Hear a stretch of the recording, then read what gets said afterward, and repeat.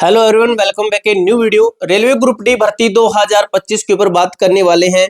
तो भाई जो बच्चे इस भर्ती का एग्जाम दे चुके हैं, टोटल आपको पता है कि अभी आज की डेट में 54 यानी कि 54 शिफ्टें खत्म हो चुकी है। 19 तारीख तक 19 दिसंबर तक आपको मैं अपडेट देने वाला हूँ। 19 दिसंबर की लास्ट जो शिफ्ट है वहां तक आपकी जो एग्जाम शुरू हुए हैं, ये आपके 27 नवंबर से आपके एग्जाम शुरू है। 27 नवंबर से लेकर आपको मैं 19 दिसंबर तक जितने भी एग्जाम हुए हैं उन सभी की टोटल जो शिफ्टें हैं उनके बेस पर आपको टॉप हार्ड शिफ्टें बताऊंगा। उन टॉप हार्ड शिफ्ट की नॉर्मलाइजेशन बताऊंगा कि क्या कितनी नॉर्मलाइजेशन मिल सकती है, क्या सच है 15 20 10 8 10 जो भी है जितने नंबर है वो आपको यहाँ पे बताऊंगा कि रेलवे कितने नंबर तक जो नॉर्मलाइजेशन देता है। RPF SI, RPF constable, NTPC, ALP technician सभी को देखते हुए मैं आपको यहाँ पे बताऊंगा कि क्या सिस्टम हो सकता है। इसके साथ ही है आपकी कट ऑफ कितनी जा सकती है। एक एक्सपेक्टेड जो बच्चे रिव्यू दे रहे हैं, जिन बच्चों से हमारी बात हुई है, उन बच्चों के आधार पर जो आपका एग्जाम का लेवल है, मॉडरेट हार्ड जो भी है, उसके आधार पर जो बच्चे अटेम्प्ट करके आ रहे हैं, अटेम्प्ट के बाद में देखिए दोस्तों क्या होता है कि आप में से काफी बच्चे कहेंगे भाई, सुना होगा कोई बच्चा कहेगा मैंने 95 अटेम्प्ट किए हैं, वहीं दूसरी तरफ खड़ा लड़का ये सोचेगा कि मैंने तो भाई 80 किए हैं, जिसमें से मेरे काट पीट के लगभग भाई यही नंबर बनेंगे। 75 के आसपास बच्चा सोचेगा नंबर बने हैं, तो ये बच्चा सोचेगा मेरी 75 कहां पे 95, मेरा तो सिलेक्शन नहीं होगा, इस बच्चे का सिलेक्शन होगा। तो मेरे भाई बिल्कुल गलत है, ये ऐसी जो मानसिकता है, ऐसी आपकी थिंकिंग है, बहुत ही गलत है। जो 95 वाला ना, इसने अभी इस भाई का नाम नहीं सुना है, 1/3 1/3 नेगेटिव मार्किंग का नाम नहीं सुना है। जब ये नेगेटिव मार्किंग लगेगी ना तो ये भाई 65 पे आ जाएगा, देख लेना। क्योंकि जब नेगेटिव मार्किंग लगती है, मैंने RPF SI RPF constable, RRB ALP technician, NTPC, graduate under graduate दोनों का मैंने देखा है। सभी लगभग 6 से 7 भर्तियों का रेलवे का मैंने देखा है, आरआरबी जेई तक का भी। तो जो बच्चे ये कहते थे कि मैंने 80 किए हैं, 85 किए, 95 100 किए हैं, 110 किए हैं, तो मेरे भाई उनकी नेगेटिव मार्किंग के अंदर बहुत तगड़ा वाला नुकसान हुआ है। और वो बच्चे भाई अभी भी यही सोच के बैठे कि आगे आने वाली भर्ती की तैयारी करेंगे। तो भाई जो नेगेटिव मार्किंग है ना, ये काफी सारा नुकसान देती है। अटेम्प्ट के ऊपर कभी मत जाओ, हम अटेम्प्ट की बात नहीं करेंगे। ओवरऑल जो ये बताने का ये जो मतलब था, ये यही था कि अटेम्प्ट के ऊपर कभी मत जाओ। अटेम्प्ट करने को कितनी मर्जी कर लो, आपके हाथ में माउस होगा, कितनी मर्जी घुमा फिरा के वहां पे कर दो, कोई रोकने वाला नहीं है। लेकिन सिलेक्शन से रोकने वाली एक चीज है, वो है 1/3 की जो आपकी नेगेटिव मार्किंग है, ये वाली, ठीक है। अब भाई हम बात कर लेते हैं जो आपकी हार्ड शिफ्टें हैं, टॉप की हार्ड शिफ्टें हैं, वो कौन सी है और उनकी नॉर्मलाइजेशन क्या है। ओवरऑल सभी को देखते हुए एंड में बात करेंगे आपकी कट ऑफ कितनी जा सकती है, कि आपको फिजिकल की तैयारी शुरू कर देनी चाहिए इतने नंबर पर। आपका जो एग्जाम खत्म हो रहा है मेरे दोस्त, 16 जनवरी को एग्जाम खत्म हो रहा है। उसके बाद में हम बात करेंगे आंसर की आंसर की आपकी 16 जनवरी के बाद में आएगी, लगभग यही 5 से 6 दिन के बाद में, 5 दिन बाद में, 4 से 5 दिन बाद में आंसर की आ जाती है, ठीक है। अब बात कर लेते हैं टॉप की हार्ड शिफ्टें हैं। तो मैंने आपको पिछली वीडियो के अंदर, पिछली कट्टों की वीडियो के अंदर मैंने आपको ये बताया था, आपको मैंने 12 दिसंबर तक की अपडेट दी थी, जिसके अंदर मैंने बताया कि 27 की फर्स्ट सेकंड थर्ड ये हमने देखा कि ये हार्ड है। और हमने ये भी देखा कि जो आपकी 28 तारीख है, इसकी सेकंड थर्ड हार्ड है। फर्स्ट की हमने देखा थर्ड हार्ड है, ये एक्सपेक्टेड है मेरे दोस्त, इसको ज्यादा सीरियस मत लेना।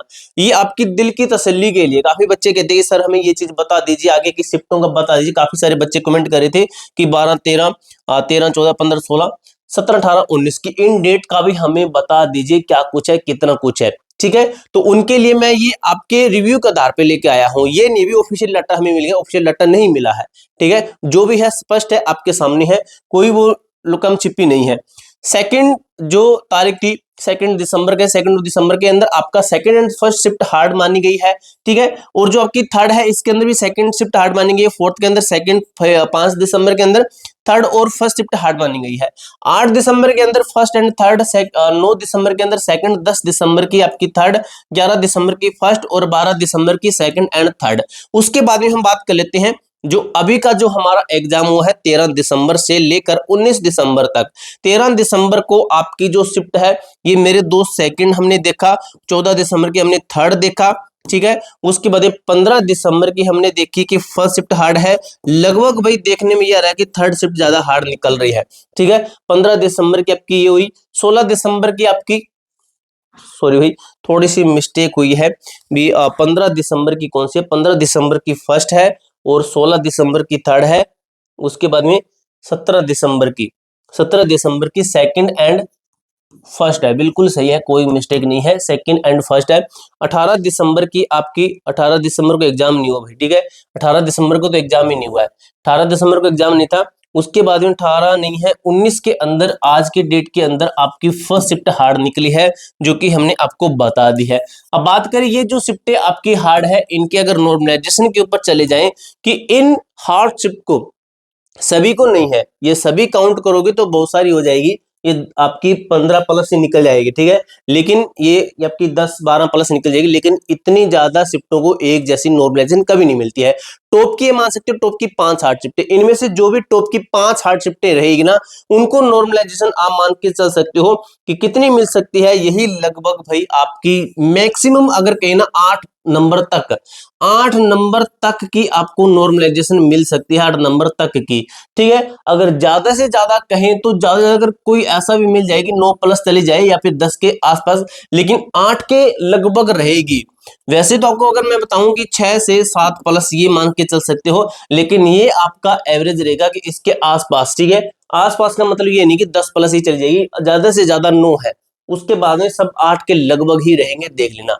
अब बात कर लेते हैं कि अगर ऐसा कुछ है तो हमारी जो हार्ड शिफ्टें हैं, तो ये रही आपकी एग्जाम की डेट, ठीक है, जो ये आपकी एग्जाम की डेट से आपको 16, 17, 18 की छुट्टी आ गई और ये 19, उसके बाद में आपकी 20 की भी छुट्टी है, 21, 22, 23, 24, 25 की छुट्टी है, 27, 28 की छुट्टी है, 29, 30 का एग्जाम है, 16 तारीख को आपका लास्ट एग्जाम है, 16 जनवरी को, ठीक है, 16 जनवरी को लास्ट एग्जाम है। अब बात करते हैं ओवरऑल सभी चीजों को देखते हुए हमारी जो कट ऑफ है ये कितनी जा सकती है, कितने नंबर तक हमारी कट ऑफ बढ़ सकती है, क्या कुछ रह सकता है। अब भाई आपको मैं दो चीजें बताने वाला हूं, यहाँ पे थोड़ा सा ध्यान से सुनिएगा, आपको मैं दो चीजें बताऊंगा। एक मैं आपको थोड़ी सी पहले एक बात बताता हूं, हमने कट ऑफ बताई थी आरपीएफ कांस्टेबल एंड एसआई की, ठीक है, आरपीएफ कांस्टेबल, ये अगर नहीं देखोगे ना तो भाई आगे जो मैं कट ऑफ बताऊंगा उसके अंदर अगर किसी का डाउट होना भाई सीधा मैं ब्लॉक कर दूंगा, ठीक है, क्योंकि ये चीज मैं वही कट ऑफ को समझाने के लिए कर रहा हूं। अगर आपने फिर कमेंट कर दिया तो फिर पूरा का पूरा पानी फिर जाएगा, ये होगा कि आपको कुछ समझ में नहीं आया। मैंने आरपीएफ एंड एसआई की जो मैंने कट ऑफ बताई थी, ये मैंने राजकोर पे बता दी, ये मेरी कहीं ना कहीं वहां पे गलती थी, ठीक है इसकी। तो मैंने फिर क्या किया, मैंने ये सोचा कि क्यों ना हम रास स्कोर को काट कर हमारी तरफ से जितनी नॉर्मलाइजेशन हो सकती है उतनी बढ़ाकर रास स्कोर के अंदर प्लस करके, तो हम क्यों ना वो स्कोर बताएं कि बच्चे फिर। मैंने क्या किया, मैंने जब ये इसका रिजल्ट आया था ना, इसका रिजल्ट आया था तो मैंने वीडियो बनाई थी हमारी कट्टो सही गई है, तो हमारी तो भाई रास स्कोर के ऊपर वीडियो थी, मैंने स्क्रीनशॉट लगाया रात स्कोर का, लेकिन रिजल्ट आया विद नॉर्मलाइज स्कोर के। तो बच्चे कहते कहां पे मैच कर रही है, कहां पे मैच कर रही है, तो उसी मैच करवाने के लिए रेलवे ग्रुप डी का जिस दिन रिजल्ट आएगा उस मैच को करवाने के लिए मैं आज से ही यही सिस्टम कर रहा हूं कि आपका रा स्कोर और विद नॉर्मलाइजेशन मैं बताऊं, ताकि कल को कोई बच्चा ये कमेंट ना करे कि कहां पे मैच कर रही है, तो मैं बताऊंगा यहां पे मैच कर रही है, ठीक है। तो ये इसलिए मैं आपको यहाँ पे जो भी कट ऑफ बताऊंगा मेरे दोस्त वो आपकी विद नॉर्मलाइज स्कोर होगा, ठीक है। यहाँ पे मैं लिख देता हूं विद नॉर्मलाइजेशन, ठीक है, विद नॉर्मलाइजेशन के आपका मैं बताने वाला हूं यहाँ पे जो भी डाटा रहेगा, तो आप मान के चलिए लगभग भाई सभी का है, सभी जोन का है, सभी जोन का है और सभी कैटेगरी का अभी तक ये मान के चलिए। उसके बाद में जिस दिन आंसर की आएगी उस दिन ऑफिशियली डाटा के साथ में आपको बताऊंगा कि ट्रेड क्या भाई, कैटेगरी वाइज क्या है, टोटल जोन है, जोन वाइज क्या है वो आपको उसके बाद बताऊंगा, लेकिन अभी तक तो आप यही मान के चलिए लगभग मेरे भाई आप 78 प्लस माइनस 2 ये है, 78 प्लस माइनस 2 है, या करके चलिए, यानी कि ओवरऑल कहें तो किसके बीच में 76 से लेकर 80 के बीच में आपकी कट ऑफ रहने वाली है। और ये मैं कहीं ना कहीं मानता हूं यूआर एंड ओबीसी की, ठीक है, यूआर एंड ओबीसी की मानता हूं, ठीक है। वैसे आप मान के चलिए आपको एससी एसटी ईडब्ल्यूएस बाकी की जो भी कैटेगरीज रहेगी मेल फीमेल जो भी है इनकी मैं आपको बाद में बताऊंगा। अभी आप मान के चलिए कि 78 के लगभग अगर एससी एसटी ईडब्ल्यूएस है उनके अगर 76 के लगभग बनने हैं तो बिल्कुल बिल्कुल सेफ है, 76, 74, 75, 72 लगभग उनके आसपास बने वो बिल्कुल बिल्कुल सेफ है। तो ये पूरा एग्जैक्ट जो डाटा मेरी तरफ से बन पाया मैंने आपको बता दिया, पूरी जानकारी अच्छे तरीके से क्लियर कर दी है। इसके अलावा मेरे दोस्त आपका कोई भी डाउट, कोई भी क्वेरी आती है तो कमेंट बॉक्स में पूछ सकते हो। मिलते हैं नेक्स्ट वीडियो के अंदर, तब तक के लिए जय हिंद जय भारत।